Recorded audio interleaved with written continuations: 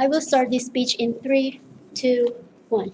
Good afternoon, ladies, gentlemen, and distinguished individuals. My name is Ija, and this is my friend Nabila, and we are the closing government of this motion. This House would impoverish corruptors. It is stated by the opposed team that the impoverishment for corruptors is not an effective punishment because it is not fair for the family of the said corruptors. In their defense, impoverishments for corruptors can't be done because the family of the corruptors are innocent. This impoverishment could ruin their lives and their mental health. This statement sounds ludicrous to me. Corruptors are criminals that sacrifice many innocent people's lives. As stated before, that the impoverishment that would be practiced as a punishment for the corruption criminals are not an absolute poverty, but rather a carefully calculated impoverishment. The family of said criminals would still be able to live their lives as a normal citizen. Comparing this to the poor citizens that live in poverty as a result of their corrupt leaders. For example, I take the case of Social Minister of Indonesia, Juliari Peter Batubara.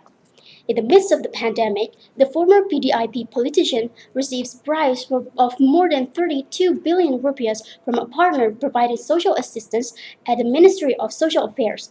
The social assistance quota that should have been intact received by the residents was tampered with each package. Meanwhile, residents who desperately survived the pandemic find their rations of social assistance reduced. The already bad quality is getting worse and are forced to process it because that is all they have.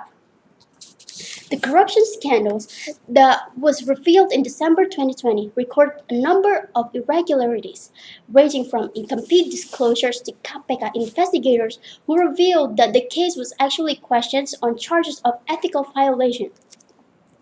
Giuliani is sentenced 12 years in prison and a fine of 500 million rupees, a subsidiary of 6 months in prison. Not only that, Giuliani also had to pay compensation of 14.5 billion subsidiary to 2 years in prison and revocation of political rights in terms of being elected to public office for 4 years after the defendant served the main crime, which is corruption. These corruptors took the rights of many people who already live in poverty. These citizens find it hard enough to go to work, to get money, or to even find something to eat. Because of this pandemic, we should be more concerned about these people's well-being rather than the family of the corruptor who do the crime. These citizens are the real victims of this petty corruption. These people will have this feeling of helplessness and disenfranchisement as access to essential services such as health, education, and public administration, knowing that these important services is dictated by the bribe seekers who is corrupt public officials. It is also stated by the opposed team that rehabilitation can be a tool for these corruptors to not do the crime that they previously done. Ladies and gentlemen, rehabilitation is a way to help people to achieve the highest level of function, independence, and quality of life possible. Comparing these corruptors to people who suffer from drug problems is not a mindful thing to do. These people who suffer from drug problems or people with mental health issues are not usually harmful for other people. These peoples are hurting themselves and not these poor citizens that in need of immediate care of or health. Meanwhile, these corruptors are people with pure evil intentions to inflict harm for these innocent lives. So rehabilitation is not a good idea to be applied to corruptors. To also rebut regarding the statement from the opposed team that the impoverishment sentence for corruptors will give more burden to the nation.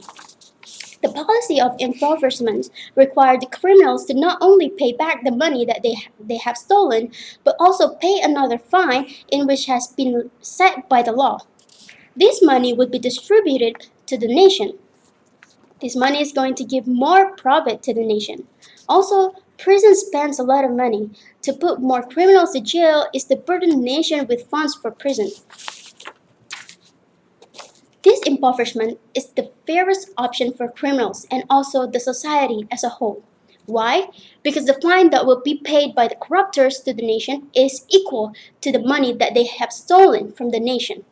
The big money, the big corruptors will not pay the same amount of money to the corruptors that took way less, like, for example, small lottery corruptions. So, ladies and gentlemen, the impoverishment is the best option to the corruptors, no matter how big or small the crime that they have been committed. This will create fear and will result in less crime committed by corruptors even after they have been punished before. I rest my case and I am proud to be the government in this debate. Thank you. To continue the motion about the House will impoverish corruptor, first thing first, I will warn about it was emphasized by the Prime Minister at the beginning of the debate that from this motion it was about big corruption and the second opposition always continue or talk about small corruption.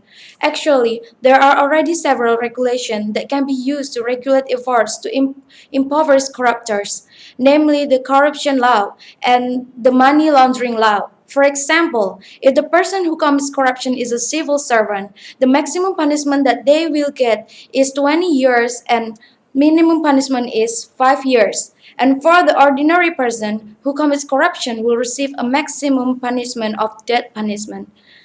This can cause a gap for more corruption. So that's why there are a lot of corruption cases come from civil servants rather than ordinary people. So we need equal distribution of law. For example, both civil servants and ordinary people who commit large-scale acts of corruption will receive the same punishment, which is impoverished punishment. A clear example of positive result of impoverished punishment for corruptors is the case of Angelina Sonda, who became a better person even when and after she received the punishment, and felt the deterrent effect of the impoverished punishment that have been given to her. She also shared her experience of her transition to be a religious person while in prison and promised that in the future she will not do that commendable thing again. There is a negative example too if we don't apply this impoverished punishment is the case of Gayus Tambunan. Even in prison because he still has a lot of money and automatically has a big power to and easily manipulate the laws. Of course, we don't want any corruptor to act like him. Even when still in the prison, he can still enjoy wealth and power when he should feel the punishment because of what he have done.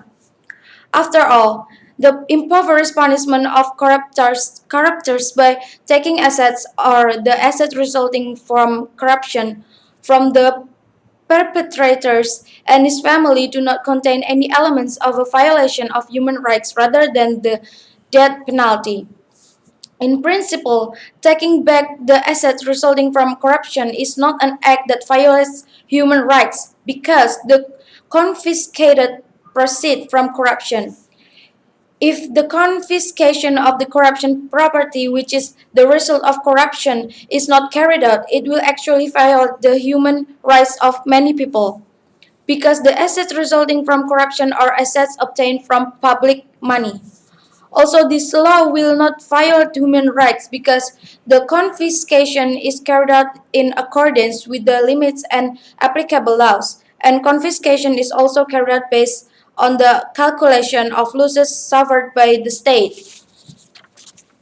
I also I also have an additional solution that I can give to minimize the occurrence of corruption. For example, we need to implement education of character at school, at environment, and especially at home so that our generation has a strong, honest, and responsible characters so that they will be able to avoid the desire to commit corruption. And we need to teach the current generation about national insight. Also, build our young generation to understand the importance of preventing corruption. Besides that, we also need to emphasize punishment regardless of anyone, whether it's civil servants, state official, or ordinary people. And also, we need improved regulation our rules so that there are no gaps for perpetrators or corruptors to commit corruption. That's all from us. Proud to be government and thank you.